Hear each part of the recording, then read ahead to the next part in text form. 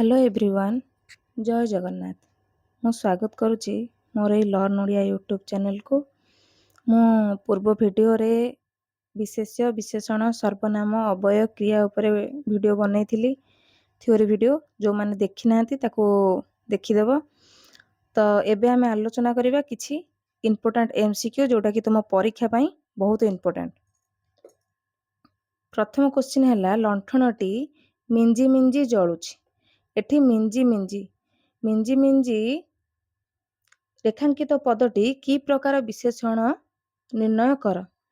ଇଏ ଗୋଟିଏ ହେଉଛି କ୍ରିୟାବାଚକ ବିଶେଷଣ। ତମକୁ କ୍ରିୟାବାଚକ ବିଶେଷଣ ଯେତେବେଳେ ମୁଁ ବୁଝାଉଥିଲି, ଯୋଉଠି କିପରି ଯେତେବେଳେ ଆମର ପ୍ରଶ୍ନ ଆସିବ ତାର ଉତ୍ତରରେ ଆସିବ, ତାହେଲେ ସେଇଟା କ୍ରିୟାବାଚକ ବିଶେଷଣ ହବ। ଯେମିତିକି ଦୀପଟି କିପରି ଜଳୁଛି, ଦୀପଟି ମିଞ୍ଜି ମିଞ୍ଜି ଜଳୁଛି। ତାପରେ ନେକ୍ସଟ ଯିବା,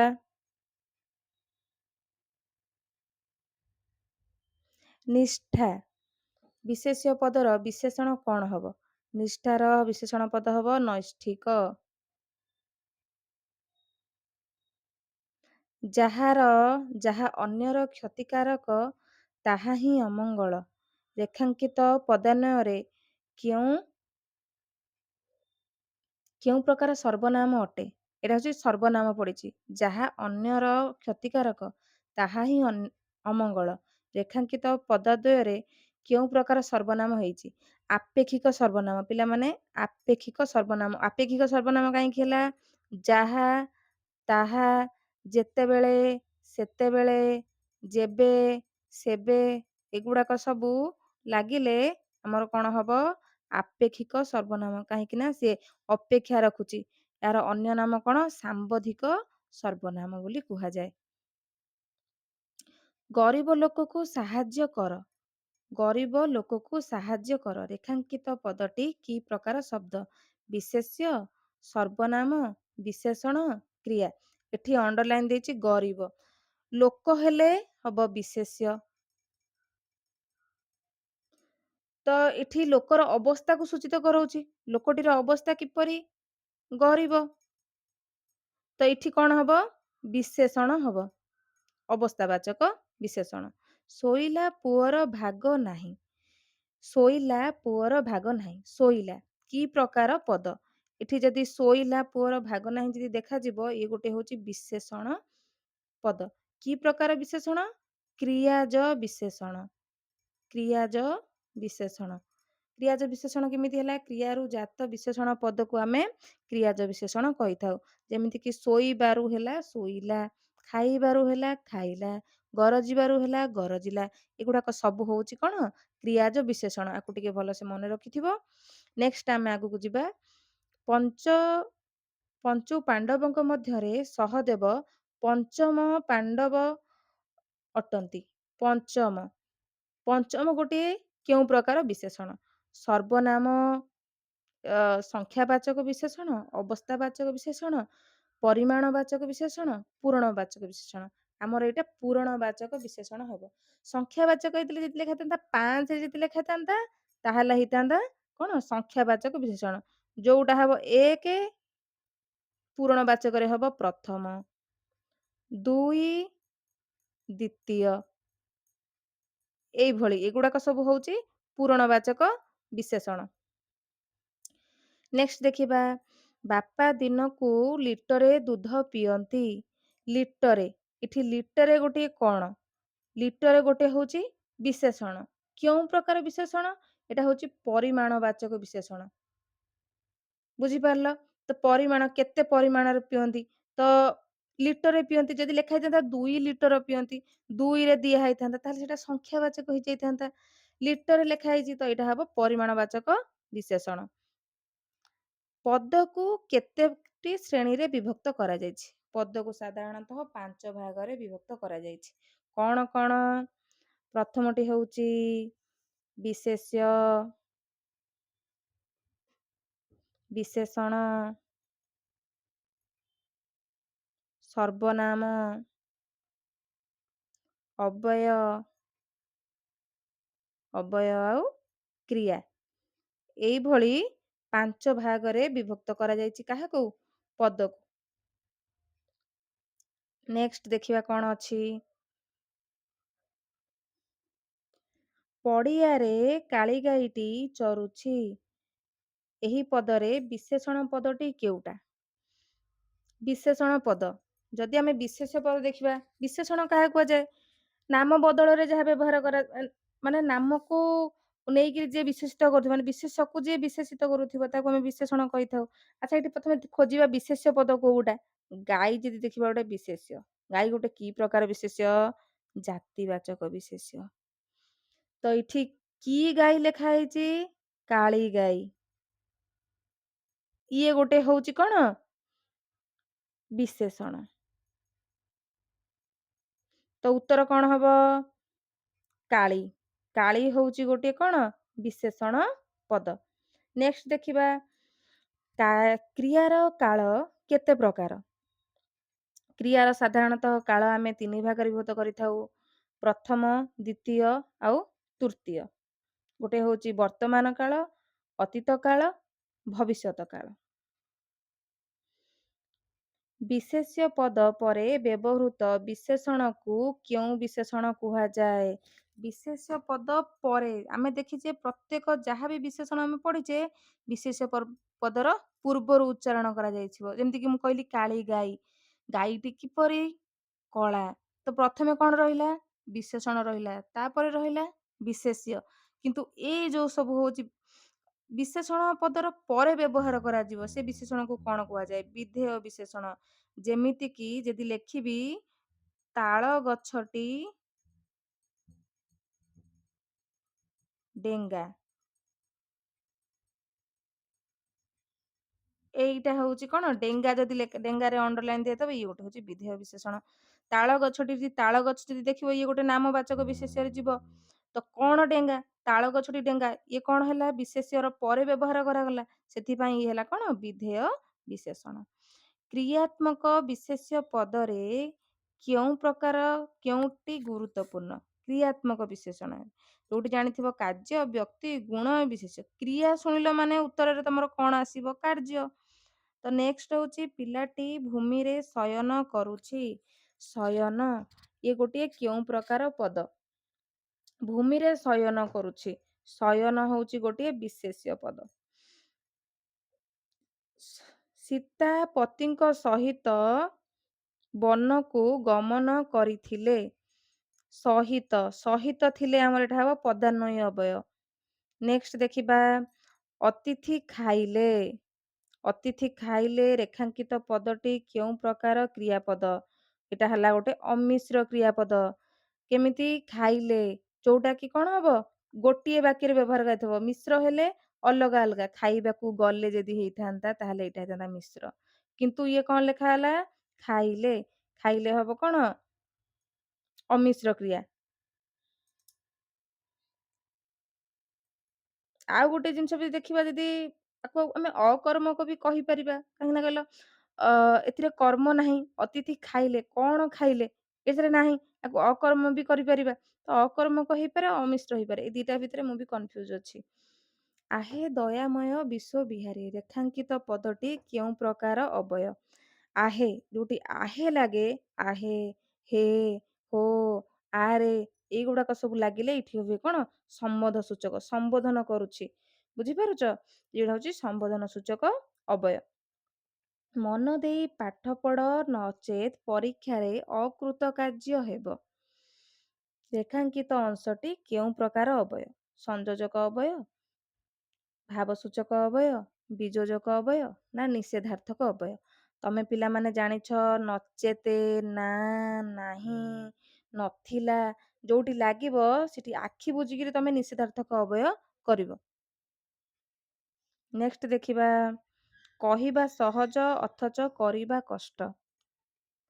ଅଥଚ, କହିବା ସହଜ ଅଥଚ କରିବା କଷ୍ଟ, ରେଖାଙ୍କିତ ଅଂଶଟି କେଉଁ ପ୍ରକାର ଅବୟ? ସଂଯୋଜକ ଅବୟ, ପିପ୍ସାର୍ଥକ ଅବୟ, ବିଯୋଜକ ଅବୟ, ନିଷେଧାର୍ଥକ ଅବୟ। ପିଲା ତମମାନଙ୍କୁ ନିଷେଧାର୍ଥକ ପଚାରିଥିଲି, ଏଥିରେ ନା, ନାହିଁ ଏଗୁଡାକ ଥିବ। ବିପ୍ସାର୍ଥକ ବି ଇଏ ନୁହଁ, ସଂଯୋଜକ ବି ନୁହଁ। ଏଠି ସଂଯୋଗ କରାଯାଇଛି କି? ସଂଯୋଗ ହେଲା ହବାକୁ ହେଲେ ଓ ଏବଂ ଏଗୁଡାକ ଲାଗିବ। ତ ଏଇଟା ହଉଛି କଣ? ବିଯୋଜକ ଅବୟ।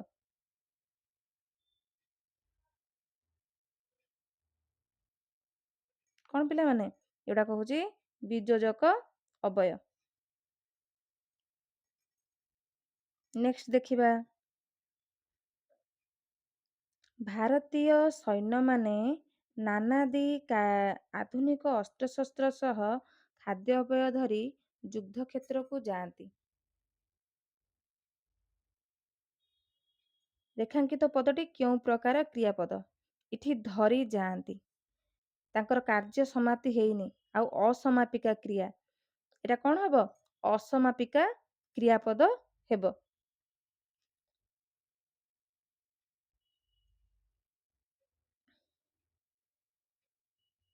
ଅତିଥି ମାନଙ୍କର ଖାଇବା ଶେଷ ହେଲା, ଖାଇବା ଶେଷ ହେଲା, ରେଖାଙ୍କିତ ପଦଟି କେଉଁ ପ୍ରକାର ପଦ? ଏଇଗୁଡା ହଉଛି ବିଶେଷ୍ୟ ପଦ, କ୍ରିୟାବାଚକ ବିଶେଷ୍ୟ। ସୀତା ପତିଙ୍କ ସହିତ ବନକୁ ଗମନ କରିଥିଲେ, ଏଇଟା ଦେଖ ଦି ଥର କ୍ୱେଶ୍ଚିନ୍ ପଡିଛି OSTT ଏକ୍ସାମ ରେ, ତ ଏଇଗୁଡା କଣ ହବ? ପଦାନ୍ୱୟ ଅବୟବ, ସହିତ ଲାଗିଛି। ମନ ଦେଇ ପାଠ ପଢ, ପୁଣି ଥରେ ପଡିଲା, ମନ ଦେଇ ପାଠ ପଢ ନଚେତ ପରୀକ୍ଷାରେ ଅକୃତ କାର୍ଯ୍ୟ ହେବ। ନଚେତ 2021 ମସିହାରେ ଆସିଛି, କଣ ନଚେତ ହବ? ଗୋଟେ କଣ? ନିଷେଧାର୍ଥକ ଅବୟବ। କହିବା ସହଜ ଅଥଚ କରିବା କଷ୍ଟ, ଏଟା କେଉଁ ପ୍ରକାର ଅବୟବ? ଅଥଚ, ଅଥଚ ଲାଗିଲେ ବିଯୋଜକ ଅବୟବ ହେବ। ଏଗୁଡା ସବୁ ପ୍ରିଭିୟସ୍ ଇୟର କ୍ୱେଶ୍ଚିନ୍ ପିଲାମାନେ ତମମାନଙ୍କର ଥିଲା OSTT ଏକ୍ସାମ ର ପ୍ରିଭିୟସ୍ ଇୟର କ୍ୱେଶ୍ଚିନ୍। ନେକ୍ସଟ ଦେଖିବା ଆଉ ଅଲଗା କଣ ସବୁ ଅଛି। ଏକ ବା ଏକାଧିକ ଅକ୍ଷର ମିଶି କୌଣସି ଅର୍ଥ ପ୍ରକାଶ କରୁଥିଲେ ତାହାକୁ କଣ କୁହାଯାଏ? ଏକ ବା ଏକାଧିକ ଅକ୍ଷର ମିଶିକିରି ଯଦି କୌଣସି ଅର୍ଥ ପ୍ରକାଶ କରିବ ତାହାକୁ ଆମେ ଶବ୍ଦ ବୋଲି କହିବା। ଅକ୍ଷର ମିଶିଲା ତ ଅକ୍ଷର ମିଶିବ, ଯେମିତି କି କଲମ, କଲମ ଗୋଟିଏ ଲେଖୁ ଆମେ, ସେଥିରେ ଗୋଟେ ଅର୍ଥ ପ୍ରକାଶ କରୁଛି, ତାକୁ ଆମେ କଣ କହୁଛେ? ଶବ୍ଦ। କିନ୍ତୁ ଯଦି ଲେଖା ହେଇଥାନ୍ତା ଛଗ, ଗବ, ଗଟ, ଏଗୁଡାକ ସବୁ ଗୋଟେ ଗୋଟେ ଶବ୍ଦ ନୁହଁ, ତ ଅର୍ଥ ପ୍ରକାଶ କରିବା ଦରକାର, ଯେମିତି କି ଟଗର, ଟଗର ଗଛ, ଏଗୁଡାକ ସବୁ ହଉଛି ଗୋଟେ ଗୋଟେ ଅର୍ଥ ପ୍ରକାଶ କରୁଛି, ତ ଉତ୍ତର ହବ କଣ? ଶବ୍ଦ। ତ ନେକ୍ସଟ ଦେଖିବା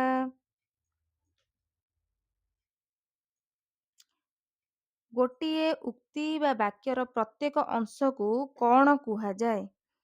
ପଦ ବୋଲି କୁହାଯାଏ। ବାକ୍ୟର ପ୍ରତ୍ୟେକ ଅଂଶକୁ ଆମେ ପଦ ବୋଲି କହିଥାଉ। ତ ବାକ୍ୟଟି ଶବ୍ଦରେ ବ୍ୟବହୃତ ହେଲେ ତାହାକୁ ଆମେ ପଦ କହୁ।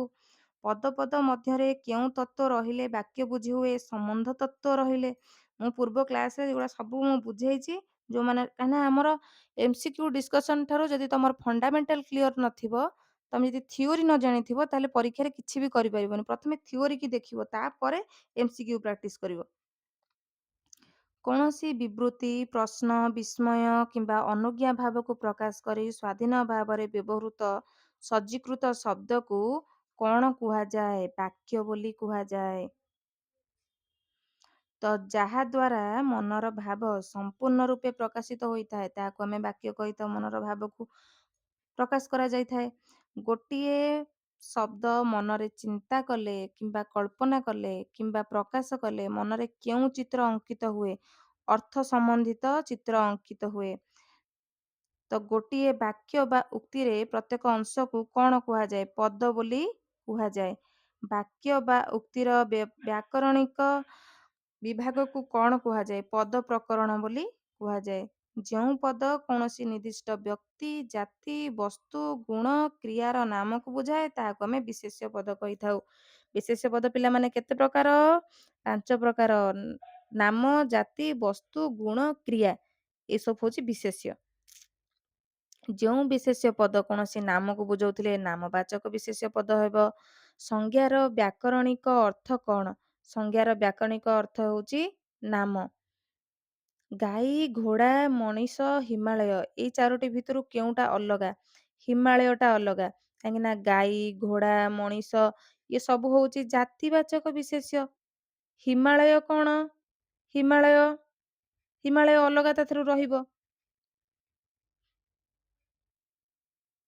କାହିଁକି ନା ହିମାଳୟ ଗୋଟେ ପର୍ବତ, ହିମାଳୟ ଗୋଟେ ପର୍ବତ, ଇଏ ଗୋଟେ ହଉଛି ନାମବାଚକ ବିଶେଷ୍ୟ। ଯଦି ଲେଖା ହେଇଥାନ୍ତା ଏଇଠି ପର୍ବତ, ତାହେଲେ ଇଏ ବି ହେଇଥାନ୍ତା ସବୁ ଜାତିବାଚକ ବିଶେଷ୍ୟରେ ଯାଇଥାନ୍ତା, କିନ୍ତୁ ହିମାଳୟ ନାଁଟାକୁ କହିଦେଇଛି, ତ ଇଏ ଗୋଟେ ହଉଛି ନାମବାଚକ ବିଶେଷ୍ୟ, ଏ ସବୁ ହଉଛନ୍ତି ଜାତିବାଚକ ବିଶେଷ୍ୟ।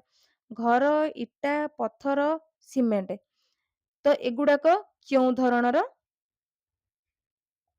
ବିଶେଷ୍ୟ। ତାହେଲେ ଆମେ ଦେଖିବା ଯଦି ଇଟା, ପଥର, ସିମେଣ୍ଟ ଏସବୁ ହଉଛି ବସ୍ତୁବାଚକ। ବସ୍ତୁବାଚକ କିନ୍ତୁ ଘର ହେଲେ ଇଏ ହେଇଯିବ ଜାତି। କି ଘର? ଚାଳ ଘର, ମାଟି ଘର, କୋଠା ଘର, ଟାଇଲି ଘର କି କୋଉ ପ୍ରକାର ଘର ଇଏ ହେଇଯିବ ଘର ହେଇଯିବ ଜାତିବାଚକ ବିଶେଷ୍ୟ। ସେଥିପାଇଁ ଘର ହେଇଗଲା କଣ ଅଲଗା। କେଉଁ ବିଶେଷ୍ୟ ପଦକୁ ଦେଖି ବା ଛୁଇଁ ହୁଏ ନାହିଁ କେବଳ ତାକୁ ଅନୁଭବ କରି ହୁଏ। ବସ୍ତୁବାଚକ ବିଶେଷ୍ୟକୁ ସରି ପିଲାମାନେ ଏଇଟା ଭୁଲ କହିଦେଲି।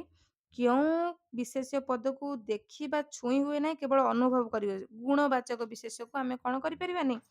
ଅନୁଭବ କରିପାରିବା। ଯେମିତିକି ସାଧୁତା, ନମ୍ରତା, ଭଦ୍ରତା, ଶିଷ୍ଟତା ଇଏ ଗୋଟେ ଗୋଟେ ଗୁଣ। ଗୁଣକୁ ଆମେ ଅନୁଭବ କରିବା, ତାକୁ ଆମେ ଦେଖିପାରିବାନି କି ଛୁଇଁ ପାରିବା ନାହିଁ। ଯେଉଁ ପଦ ଅନ୍ୟ ପଦର ଗୁଣ, ଅବସ୍ଥା, ସଂଖ୍ୟା, ପରିମାଣକୁ ବୁଝାଇଥାଏ ତାହାକୁ କେଉଁ ପଦ କୁହାଯାଏ? ବିଶେଷଣ ପଦ କୁହାଯାଇଥାଏ। ଯେଉଁ ପଦ ବିଶେଷ୍ୟ ପଦର ପରିବର୍ତ୍ତେ ବ୍ୟବହୃତ ହୋଇଥାଏ ତାହାକୁ କଣ କୁହାଯାଏ? ବିଶେଷ୍ୟ, ସର୍ବନାମ, ବିଶେଷଣ, ଅବୟ। ଏହାର ଉତ୍ତର ହେଉଛି ସର୍ବନାମ ପଦ। ଯେଉଁ ପଦ ଲିଙ୍ଗ, ବଚନ, ପୁରୁଷ ବା ବିଭକ୍ତିରେ ପରିବର୍ତ୍ତନ ନ ହୋଇ ଅପରିବର୍ତ୍ତିତ ରହେ ତାକୁ କଣ କୁହାଯାଏ? କହିଥିଲି ଅବୟ ବି ତମର କ୍ଲାସ ହେଇଛି, ସେଟା ଟିକେ ଦେଖିଦବ। ଅବୟ କଣ? ଯୋଉଟା ବ୍ୟୟ ହବନି, ଯାହା ଥିବ ସେଇଆ ରହିବ, ସେଟା ହଉଛି ଅବୟ। ଯେଉଁ ପଦ କୌଣସି କାର୍ଯ୍ୟର ନାମକୁ ବୁଝାଏ ତାକୁ କଣ କୁହାଯାଏ? କାର୍ଯ୍ୟର ନାମକୁ ବୁଝାଇଲେ ଆମେ ଆଖି ବୁଝିକି ଲେଖିବା କ୍ରିୟାବାଚକ ବିଶେଷ୍ୟ। ଭୋଜନ, ଇନ୍ଧନ, ପଢୁଛି, ଶୟନ ଏଗୁଡା ସବୁ କି ପ୍ରକାର? କେଉଁ ପଦ? ଏହି କ୍ରିୟାପଦଟି କିଏ? ପଢୁଛି। ଏଥିରେ କ୍ରିୟାପଦଟି କଣ? ପଢୁଛି। ଭୋଜନ, ଶୟନ, ରନ୍ଧନ ଏଗୁଡାକ କ୍ରିୟାପଦ ନୁହଁ। କେଉଁ କ୍ରିୟା ଦ୍ୱାରା ବାକ୍ୟର ସମାପ୍ତି ସୂଚିତ ହୋଇଥାଏ? ସମାପିକା କ୍ରିୟା ଦ୍ୱାରା। ଯେମିତି ରାମଟି ବଜାରକୁ ଯାଉଛି, ଏ ଯୋଉ ଗଲା, ଏଟା ହଉଛି ସମାପିକା କ୍ରିୟା। କେଉଁ କ୍ରିୟାରୁ ବାକ୍ୟର ସମାପ୍ତି ବୁଝାଯାଏ ନାହିଁ? ସମାପ୍ତି ବୁଝେଇବନି, ଅସମାପିକା କ୍ରିୟା। ନେକ୍ସଟ ଦେଖିବା। ବାକ୍ୟରେ ସର୍ବନିମ୍ନ ଦୁଇଟି ମୁଖ୍ୟ ଅଂଶ, ଗୋଟିଏ କର୍ତ୍ତା ହେଲେ ଅନ୍ୟଟି କଣ? କ୍ରିୟା। କେଉଁ ବିଶେଷଣ ପଦ ବିଶେଷ୍ୟ ପଦର ପୂର୍ବରୁ ଉଚ୍ଚାରିତ ହୋଇଥାଏ? ମୁଁ ବୁଝେଇଥିଲି, ପରୀକ୍ଷାରେ ବି ବାର ବାର ପଡୁଛି, ପିଲାମାନେ ମନେ ରଖିବ। ଏଇଟା ହଉଛି କଣ? ବିଧେୟ ବିଶେଷଣ। ଯେଉଁ ବିଶେଷଣ ପଦ ବିଶେଷ୍ୟ ପଦର ପରେ ବ୍ୟବହୃତ ହୁଏ ତାହାକୁ କଣ କୁହାଯାଏ? ବିଧେୟ ବିଶେଷଣ ବୋଲି କୁହାଯାଏ। ଯେଉଁ କ୍ରିୟାର କର୍ମ ନଥାଏ ତାହାକୁ କଣ କୁହାଯାଏ? ଅକର୍ମକ କ୍ରିୟା। ସେ ପଢିବ। ରେଖାଙ୍କିତ ପଦଟି କେଉଁ ଧାତୁ? ଧାତୁ ହେଲେ ପଢ ଧାତୁ। ପଢିବ, ପଢିବର ହବ ଧାତୁ ହବ କଣ? ପଠ ଧାତୁ ହବ। ପଠ ଧାତୁ। ସେ ଭାତ ଖାଇବ। ସେ ଭାତ ଖାଇବ। ରେଖାଙ୍କିତ ପଦଟି କେଉଁ କାଳ? ଏଟା ହଉଛି କଣ? ଭବିଷ୍ୟତ କାଳ। ନିମ୍ନୋକ୍ତ ମଧ୍ୟରୁ ନାମ ଧାତୁ କ୍ରିୟାଟି କିଏ? ବାଡେଇବା। ପଣ୍ଡିତ ମହାଶୟ ଛାତ୍ରଙ୍କୁ ବ୍ୟାକରଣ ପଢାଉଛନ୍ତି। କେଉଁ ପ୍ରକାର କର୍ମ? ବ୍ୟାକରଣ। ବ୍ୟାକରଣ ହଉଛି ମୁଖ୍ୟ କର୍ମ। କଣ ପଢଉଛନ୍ତି? ବ୍ୟାକରଣ ପଢଉଛନ୍ତି। ଠିକ ଶବ୍ଦଟି କେଉଁଟି? ଧନିକ। ଧନୀ ତ ହବନି, ଧନିକ ଏ ବି ହବନି, ଦୀର୍ଘିକା ଦିଆଯାଇଛି, ଏଇ ଧନିକଟି ଠିକ। ତ ପଠନୀୟ ଶବ୍ଦଟି ଶବ୍ଦ ଗଠନରେ କେଉଁଟି ଠିକ? ପଠ ଯୁକ୍ତ ଅନୀୟ, ପଠନୀୟ, ଅନୀୟ ଲାଗିଛି। ତିନୋଟି ମଧ୍ୟରୁ କେଉଁଟା ଅଲଗା? କାନ୍ଦିବା, ଶୋଇବା, ହସିବା, ଖାଇବା। ଖାଇବାଟା ଅଲଗା। କାନ୍ଦିବା, ଶୋଇବା, ହସିବା ଏଟା ଠିକ ଅଛି। ତ ନିମ୍ନୋକ୍ତ ମଧ୍ୟରୁ କେଉଁଟି ଭିନ୍ନ ଜାତୀୟ? ନଦୀ, କୂଅ, ପୁଷ୍କରିଣୀ, ସାଗର। ଏଇଟା ହବ କୂଅ। ତ ଏଇଠି ଆମର ବିଶେଷ ବିଶେଷଣ, ସର୍ବନାମ, ଅବୟ କ୍ରିୟାର MCQ ଡିସ୍କସନ ସରିଛି। ତା ଭିତରେ ବି କିଛି OSTT ଏକ୍ଜାମର ଯୋଉ PYQ ପରୀକ୍ଷାରେ ଯୋଉ ପଡିଥିଲା ତାକୁ ବି ଏଥିରେ ମୁଁ ଆଡ୍ ଅନ୍ କରିଛି। ତ ଯୋଉମାନଙ୍କୁ ଏ ଭିଡ଼ିଓଟି ଭଲ ଲାଗିଛି ଲାଇକ୍, ସେୟାର, ସବସ୍କ୍ରାଇବ କରିବାକୁ ଜମା ବି ଭୁଲିବେନି। ଆଉ ଯଦି କିଛି ବୁଝିବାର ଥାଏ ତ ମୋତେ କମେଣ୍ଟ ମାଧ୍ୟମରେ ଜଣେଇବେ, ମୁଁ ନେକ୍ସଟ ଭିଡ଼ିଓରେ ସେ ବିଷୟରେ ମୁଁ ଆଲୋଚନା କରିବି। ଧନ୍ୟବାଦ।